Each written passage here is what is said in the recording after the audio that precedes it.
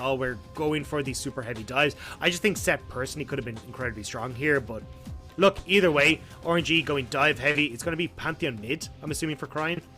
Xiaohu taking the Akali in the top side, and everyone is just like, right, we're pile diving in on this backline. But on the IG side, you've got a great way of dealing with this. You've got the Galio who can use that ultimate on the backline to buy a bit of space. The Ezreal is going to be perfect at literally kiting for himself. So I like what IG have set up here to deal with this super aggressive RNG. We've got IG bringing very much a rookie lineup here. When you look across that team, none of these guys were LPL players last year. This is very much an LDL squad going up against pure veterancy on the side of RNG. So this is going to be a tough one for IG, but any WE fans at home will be praying that IG can take this game. So long as it doesn't go to a three-way tie, WE will win the group. But if RNG win this one, we go to a three-way tie, and BLG, I'm pretty sure, will handedly win on game time. Yeah, especially with the, as you said, the 50-minute game. It ain't looking pretty for these guys, but we'll have to see if IG can play upset here. They do have a composition that will spike incredibly hard off of the two items. Once you do get Ezreal, getting some of those cheap early game upgrades. You're looking at this Camille as well, who, once she gets the Triforce in towards the likes of the Ravenous Hydra, would do a lot of work. Echo as well, once he gets that Rocket Belt, is so damn strong from the jungle position. It's just a case of getting there off of what are just straight off level 1 champions, incredibly strong, like the likes of this Olaf and the Pantheon. Yeah, the Pantheon, certainly one to watch out for here, because we talked about how Wei loves to be able to clear through the jungle and get on into the lanes, get ganking, but even just in the 1v1 here, it's not just about ganking. Shun is going to have a hard time on the Echo early game. Obviously, Echo takes a little bit of time before he's all too effective in the jungle, whereas Olaf pretty much is dominating from level 1. So you can expect Wei to be very aggressive in that jungle matchup, and you can see it in that they're going to invade straight away. He's going to start off on the chickens, then go for the red buff, and then go back into his own jungle. I'm curious to see what route he does take here, because there is an argument here for Wei where you just go, right, I'm going to take red, path back towards my own red, and just take all 3 quadrants. You can use Cryon as the support tool to make sure that you're able to do so, and try and just shut down Shun from the get-go. And we saw before that that's been a viable strategy against this IG team, is to just try and shut down Shun and not give him the opportunity to have fun at all in the game. No fun for Shun is what we're saying right here, but you can see Wei just did an on-the-way ping towards those Raptors. Shun has been spotted, and you can see Cryon moving over as well. Shun, he ain't going to have any fun here. Wei throws over the undertow. They know exactly where Shun is. He's just going to wait on that side of the wall as Cryon goes in to start getting some early damage down. Shun, he's on the wrong side of the map right now, and he's just going to be taken down. Easy first blood for RNG. And that's exactly what I was talking about. This is the power of this Olaf, especially into this matchup with a super strong mid lane. You can just push in this wave as Cryon, make sure that you're able to invade back onto your own side with Wei. You end up getting the kill, you get your own jungle, and you secure essentially 3 quadrants of the map for yourself. Shun is super far behind in this matchup now, and Wei can look to just bully repeatedly over and over again into this Echo. I feel so bad for Shun as well, because he was hyped coming into the tournament, obviously, but he has had so much pressure on him to carry this IG roster. And every single game, every team is playing exclusively around him in the draft and in the early game. It's such a monumental task for him to be able to succeed in this environment. Yeah, and look, I mean, he's only just hit level 3. He might go for something cheeky on this top lane where Xiaohu isn't respecting the fact that he will be on his crubs.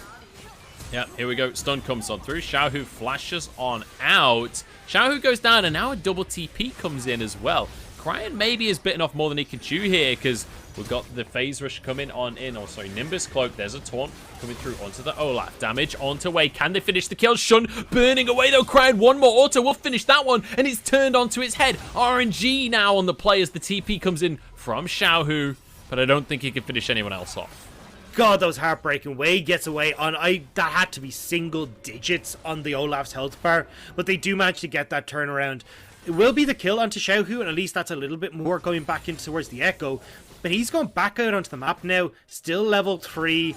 has his second round of camp spawning, but Wei is already level 4, and he's going to be able to play pretty heavily again through these side lanes. We're going to get a replay here of just a Xiaohu, not respecting the fact that Shun, with the only place that's really up and available, is going to be the Krugs that at least Shun feels safe. So Xiaohu overextending, a bit late on getting out of there, crying again a late TP, but does draw the overextension in from the rest of the team.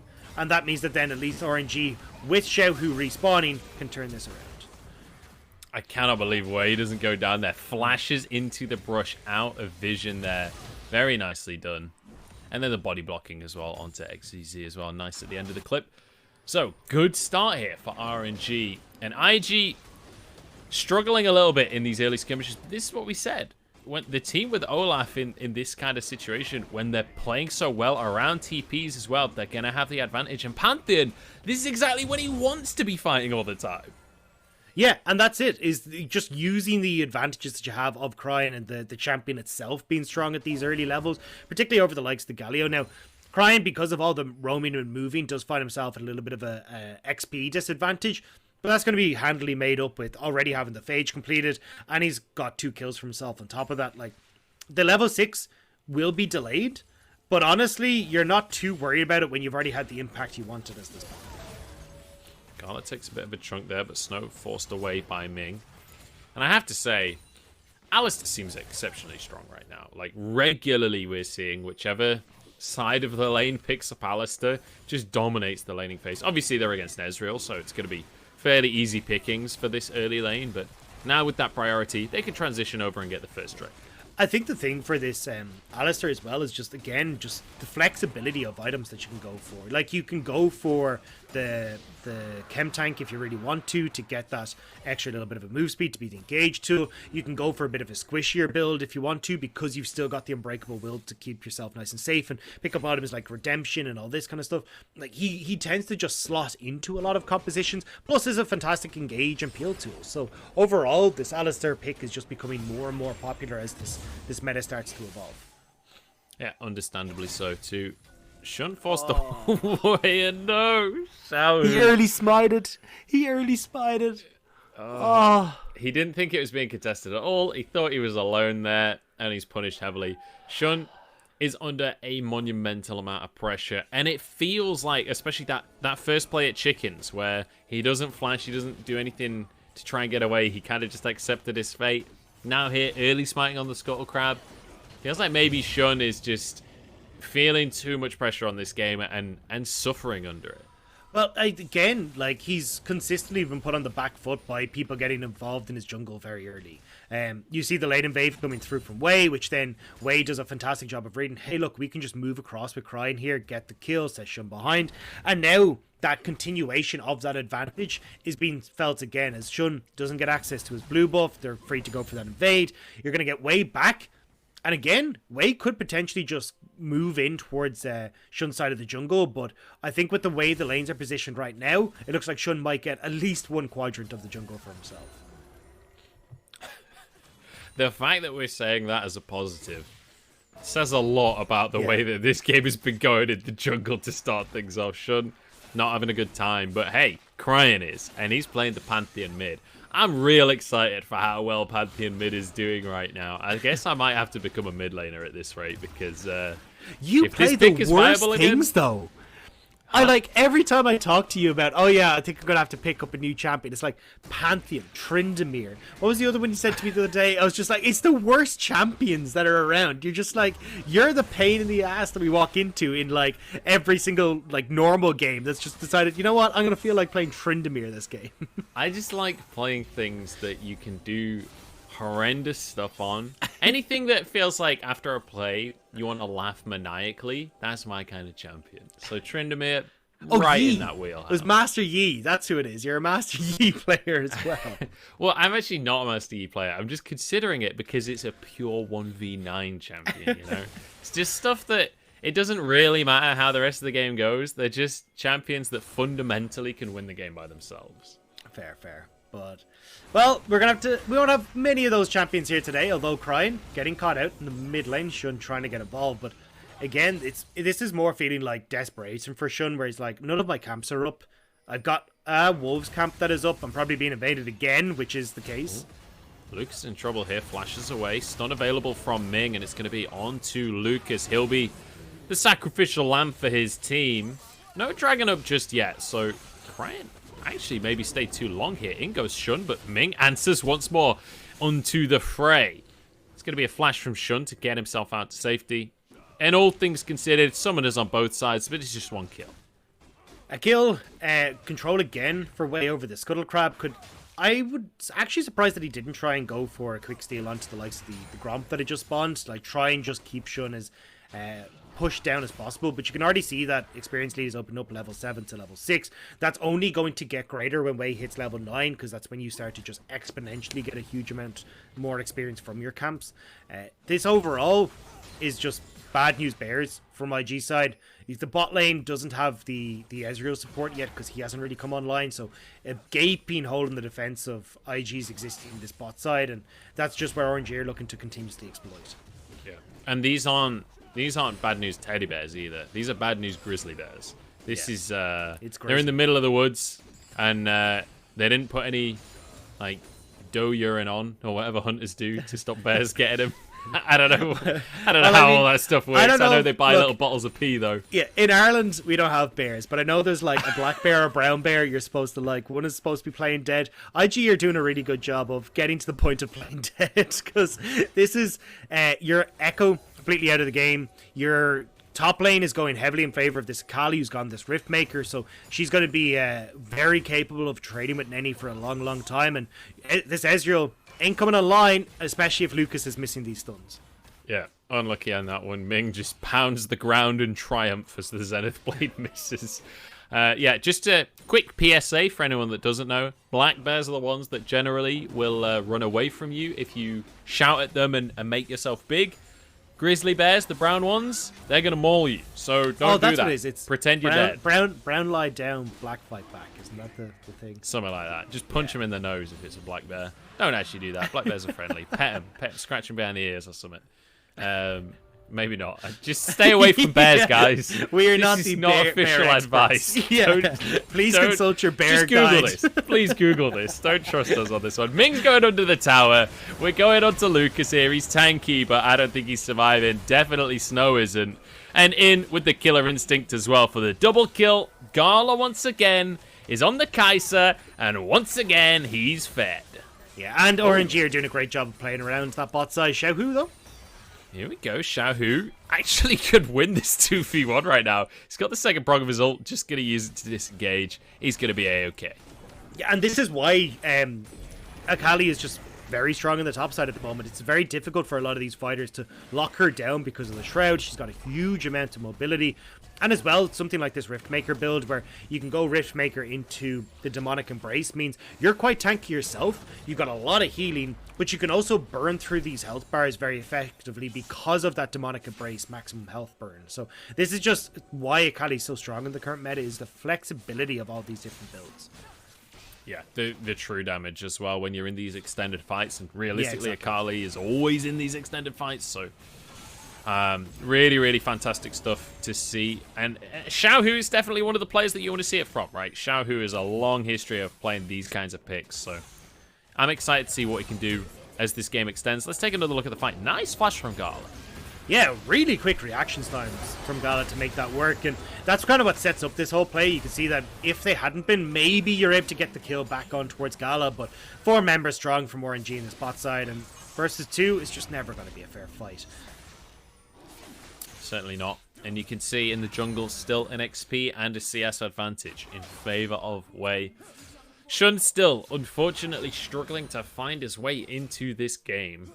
And, I mean, when you look at the scoreboard right now for RNG, even though this is a very slow game so far, there's only 6 kills in 13 minutes, there's still a 5,000 gold lead. RNG are finding ways to give themselves a gold lead. There's double gore drinkers on this side of RNG with the Pantheon Olaf. These guys aren't dying anytime soon. And it's not like you're going to be able to get any sort of healing reduction anytime soon on the IG side either. Because you're behind, like, that is now a luxury you can't particularly afford. You're already being potentially dove underneath your mid lane turret as a Shun will make his way across here to keep XZZ safe, but they've just lost their entire top quadrant again to Wei. Oh my goodness, look at the CC chain that comes on through. XZZ will survive just about on a smidgen of health, and Cryan's the one to go down instead. Now Xiaohu's arrived. Can they find anything though? Because Shun's just going to roll away. Lucas has his flash, and so he dodges the pulverize. Nicely done here to answer from IG. Yeah, nice job to pull that bot lane up towards the mid. You can see where that wave is. They're not going to lose out on anything there. They'll be capable of being caught before it hits the tower. So just using a nice timing window there. Now Gala under pressure. Here we go. Flash forward comes out from Nenny, and it's going to be a nice easy kill. Snow grabbing that one for himself, and that's really important to get some gold into that bot laner. Now Shun looking to extend the advantage, but he has gone 2v1 here. I don't know how great of a play this is from him, having to ult early, and now he's feeling the pressure. In comes the Pantheon. Lucas is the one to go down as RNG flashing away from the play. 1-for-1 so far here, but it's answered by Nenny. Now onto Cryan as they move on forward, but Snow doesn't have a ton of damage to write home about. A bit of an overextension there from IG. I think they didn't realize that Ming was in the bush, or that Cryan would be able to move in as quickly as he did, because Snow hadn't moved down from that top side. He was still looking to push in, but either way, kill for kill. Well, I suppose 2 for 1 when you count that top lane kill, and they're getting the Rift Herald. So IG fighting back from a position where they had no real business actually being able to turn this around. Well, stun comes out onto Cryan there. Shun's going to get away with his life quite happily. And they do get themselves a Herald. So IG fighting back a little bit in this game, which is really good to see, because it felt like it was starting to slip away from them, and it didn't feel like... It was one of those situations that you get quite often, where a team starts to fall behind, and they don't really know what to do about it, and it just slowly but surely slips away. Feels like IG are now being proactive, though. It feels like they are answering for RNG. And there's a reason that, 4/5 of this roster were the LDL champions. Like, they are a decent set of players, but Nenny... Well, that's all the CC on cooldown. Maybe Nenny can escape with the hook shot. Dashes away. Now we have it. Hey, ladies and gentlemen, that's why everyone hates Camille. Yeah, easily able to escape. Doesn't have any flash, but doesn't even matter. So now you've got, again, a lot of commitment from RNG down towards the spot side. It means they will get the dragon off of the play. But I think IG, honestly, were kind of already going to give this. They're not really in a position where they can win a straight up fight. But at least they're doing a decent job of trying to pick off members, getting themselves that gold back. And now they can look when we do get to that final Drake coming up at about the 21-minute mark, that they can try and make something of themselves here. I'm happy for Shun in this regard, because a lot of these kills that have been happening and has netted him at least some experience back. So when he looked at that gigantic experience lead that had been there for Wei, it's no longer as big of an issue. Cho could be in trouble here. The stun's not going to land from anyone, and perfect execution to get out of the play. In comes the TP from Cryan. Gonna have the Aegis Assault to keep himself safe for a second, but now with the taunt and the CC chain from Leona, but nobody's attacking him. Cryan's still at half HP. Ezreal ult across everyone, but nobody's died from RNG, and now they should be able to sweep this fight up. Shun goes in, but Xiaohu's here with a whole lot of damage, and Cryan should be able to finish the kill. That's 3 immediately for RNG, and they want some more. In comes the Pantheon, and down go the health bars. Snow flashes out, but RNG take it all. And that's why I didn't want to see IG going for that dragon, because that was exactly what was going to happen. RNG are able to collapse so much faster, especially when you've got like the man drops and everything else that can come through. RNG get to the top lane first, IG are late to the party, but RNG come away with all the gold. Yeah, and we're seeing now why this Pantheon with things like the Gold Drink and going for a bit of a tankier route can be valuable here, because IG just couldn't finish the kill off no matter how much CC was layered onto Cryan. He just was invincible. Yeah, and that's the thing here is that, look, unfortunately for XEZ here, doesn't hit the initial CC onto Xiaohu, so that CC where you could have had him locked up a little bit further away from the tower doesn't quite happen, and Xiaohu's able to get far enough up the lane where it's no longer an issue for them in the grand scheme of things.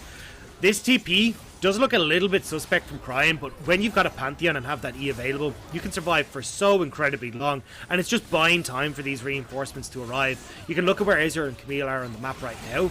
They're too far away to really do too much, and RNG can pick off these members of IG before the cavalry arrives.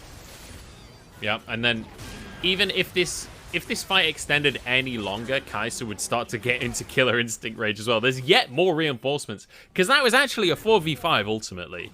Gala wasn't involved in any of that. He was late to the party, but it didn't matter. God, this has just been so strong from RNG, and honestly not the RNG that I expected to see come out, because when we look at the LPL Summer 2020, RNG have really been struggling to get themselves off the ground, especially when they go towards these early style of compositions.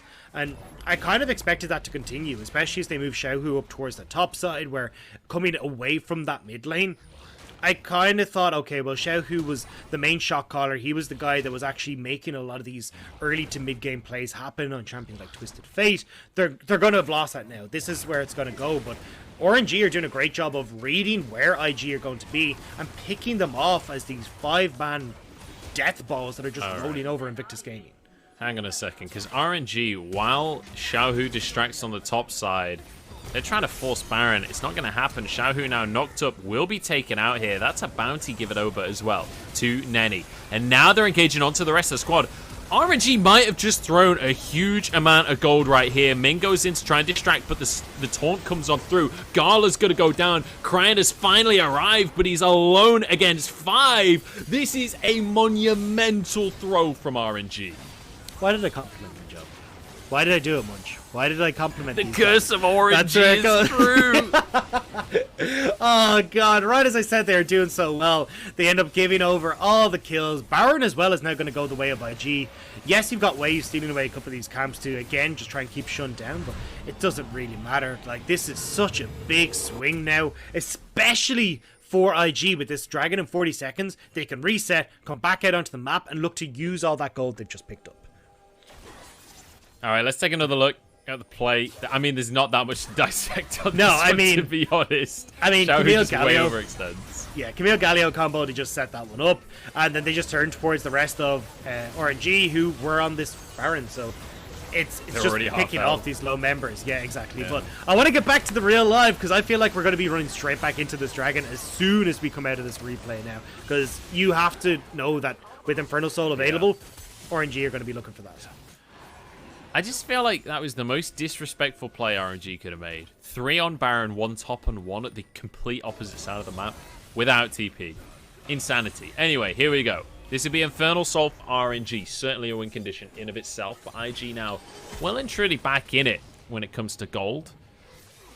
Not been able to take a look at the items before this fight kicks off, but it's going to be down to the smites here. It's level 12 on both sides. In they go with the flashes. The CC onto Snow, but he survived. He's alive in the back line, and it's a full front-to-back fight. But Olaf is just charging through everyone. Cryan's still alive as well. Can they finish anybody off, though, is the question. Shun survives, gets the chrono break, and IG win back-to-back fights. And IG, off of that mistake from RNG, the disrespectful play, are now putting RNG in their place. Shun will get the first Dragon of the game for IG. They're winning these fights, and especially when you saw Snow almost getting caught out at the start of that fight, but just barely managing to survive off the healing coming through from that Divine Sunder. IG take the fight. Yeah, and you know what? You might have double gore drinkers, but they're going to need something stronger to drink after all of this, because they had this game in the bag, and 2 fights in a row, I feel like they've thrown away. Yeah, and you can see here, Snow nearly goes down, but just barely manages to get out of the way there. Great call from IG to burst down Xiaohu as well. You can see he was losing that second part of the perfect execution to try and kill off this Ezreal, but Ezra surviving gets a huge amount of healing off. And you've got Shun as well, who's able to just skedaddle into the back line, pick off Gala, so he's not really a factor in these fights. And IG are able to close one out. All right. We reset once more, and after such a dramatic lead for the vast majority of this game, we're now dead even on gold, we're now dead even on kills. That last Drake went the way of IG. The Baron gave them a huge influx of gold to start to even things out. And we have to start talking about scaling now, surely. Well, that's what I was going to say, is Shun is now for the first time in this game ahead in experience, but we got to fight. Hang on, we got Lucas in trouble. He's eradicated to start this one off. Nenny is the next target. Galio finally comes on through, but it might just be too late. Xiaohu into the backline here, but he doesn't have the damage, and Snow takes him down. Ezreal can take over if he can kite this one out. Gala's still full HP as well, as Shun just going to get absolutely mauled.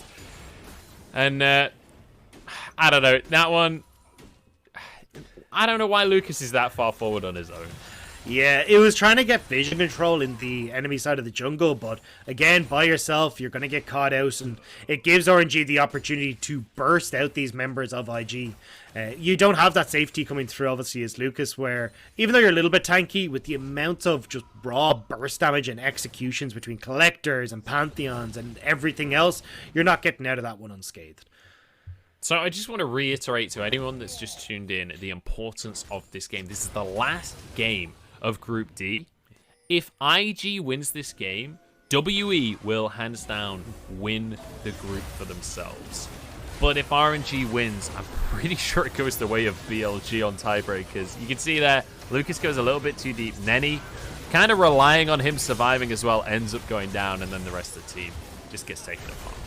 Yeah, trying to go for the blue buff steal. I think Shun was trying to get a bit of revenge after what has been just way in his jungle at all points in time, but it does end up costing him quite a bit there. Now, fortunately enough for IG, there weren't any objectives up on the map that RNG could take to try and snowball that advantage, but it does mean that the Baron buff that IG had just gotten is massively lessened. I think it's actually completely gone at this stage as well, so they haven't actually been able to gain anything for that Baron buff. Yeah, I mean, the Baron buff realistically was kind of a consolation prize because RNG had, for some reason, just started that with 3 players, expected IG to answer nowhere on the map, apparently, and got heavily punished for that. So the next Baron in 1 minute's time, that one probably a little bit more of a level playing field, and probably going to do a little bit more for whichever team takes it. And you can see a nice job here from IG to push in. They're getting that vision control. There's also buying time for Nenny to take this top lane turret here. And you've now got to try and push back here as IG get control. But the issue... Oh, hang on. We've got a fight going on here. Triple taunt comes out from XZZ. Does mean he gets to walk away with his life, but it does cost his flash. Ultimate's still available, though, so they can still make plays. They've got that Camille-Galio combo. Dragon's going to be up in a minute. Baron in 20 seconds. You can see Nenny trying to force some pressure on the top side of the map. And that's the issue for IG. You're caught between a rock and a hard place. You've got Inferno Soul on one side, Baron on the other. So IG will have to make the choice of going towards Inferno Soul. It's too valuable to give up in comparison to the Baron. But it does mean that there's the opportunity here for RNG to just put all their eggs in the Baron basket. We'll have to wait and see what they're going to go for and how they're going to make this one work for themselves. Lucas needs to find himself a great engage on this one. If IG can find a pick, like, bear in mind, they've got Camille, they've got Leona, they've got Galio to follow up, and a huge amount of damage from the Echo and the Ezreal. If someone mispositions from RNG, IG can easily capitalize. That's a deep TP coming in from the Galio. They're looking to try and sandwich in on top of RNG here.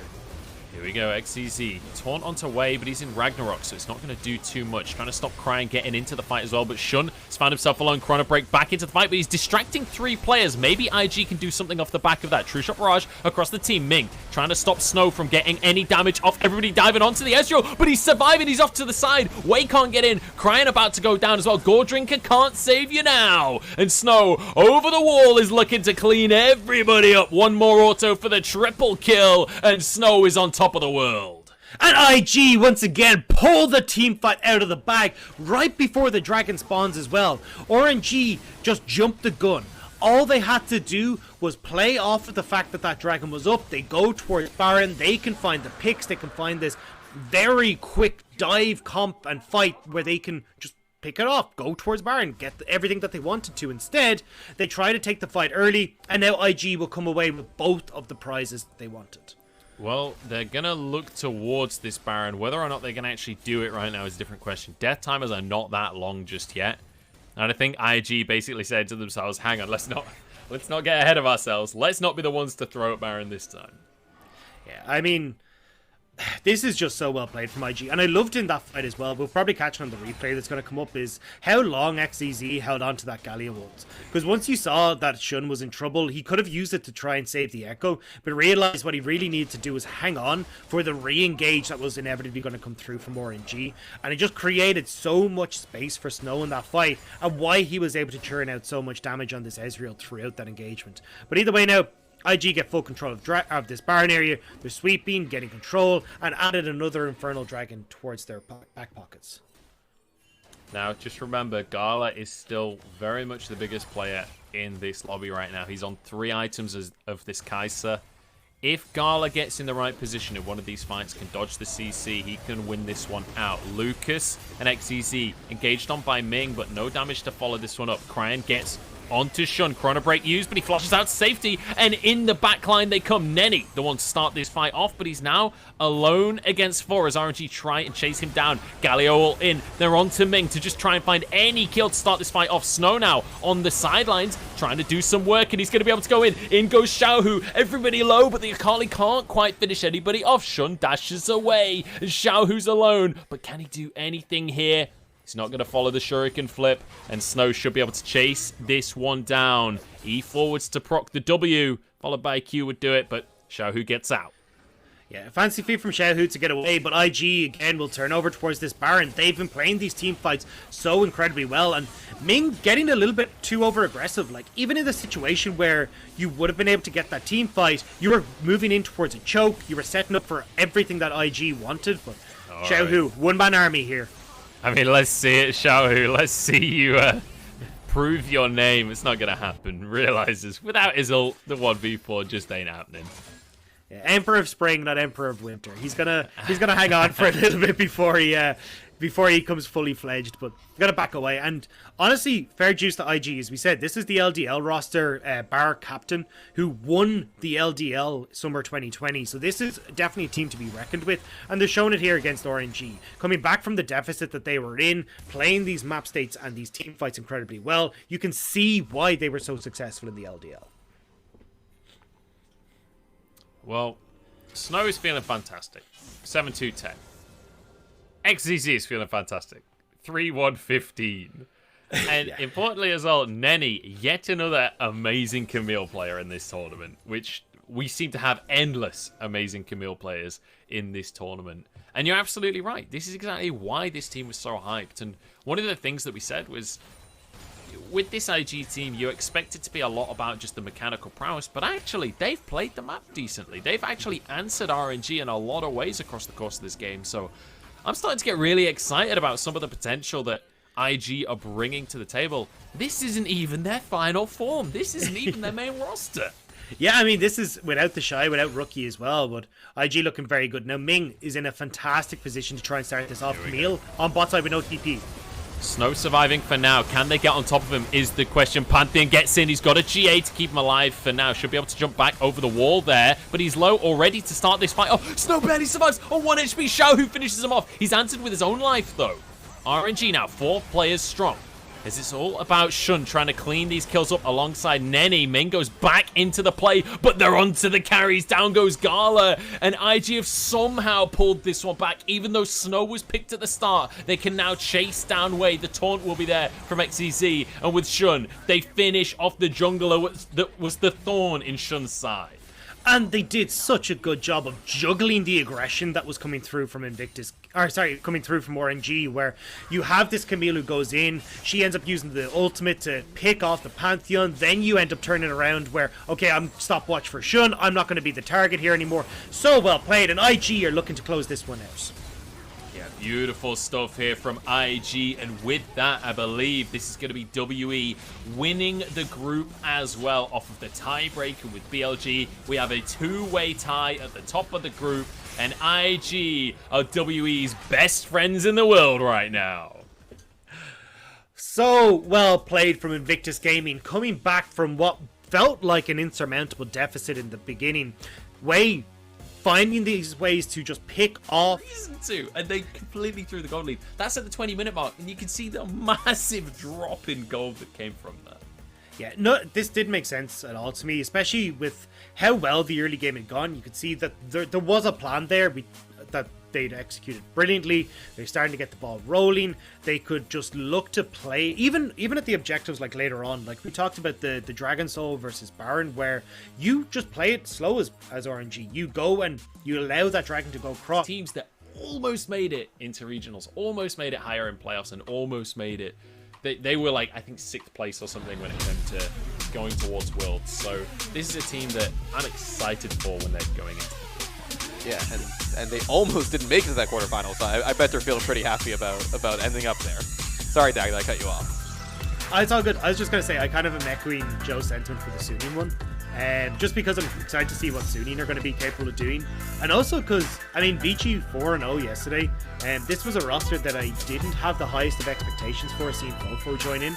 So the fact that they were so dominant in their performance and now coming in against Suning, I think is going to make for a super interesting quarterfinals. There's just, and even then, like, looking at Friday's games as well, at least Friday my time, V5 versus JDG. JDG are a team that I think a lot of people are expected to do very well in this meta, but also JDG's new lineup looks so good. With Shie coming in, you've got Mystic as well coming back from the LCK. Like, I am very excited just to see what JDG brings to the table. So there's a lot of these like top teams that we haven't seen a lot of, and surprising performances from some of our middle of the pack teams, at least coming in from their summer expectations. So it's going to see how these two all match up and see where we actually end up. Yeah, it feels like that matchup between JDG and V5 is going to be incredibly exciting. That's I believe V5 are confirmed to have won Group C at this point, so that one's going to be a really, really tense one, because I feel like V5 were kind of cut short when it came to what they could achieve in 2020. So I feel like they're going to be on the up and up this year and looking to contend for playoff spots. So that's going to be a really big test, because this is the JDG Worlds roster with bonus players. Shie now in that roster.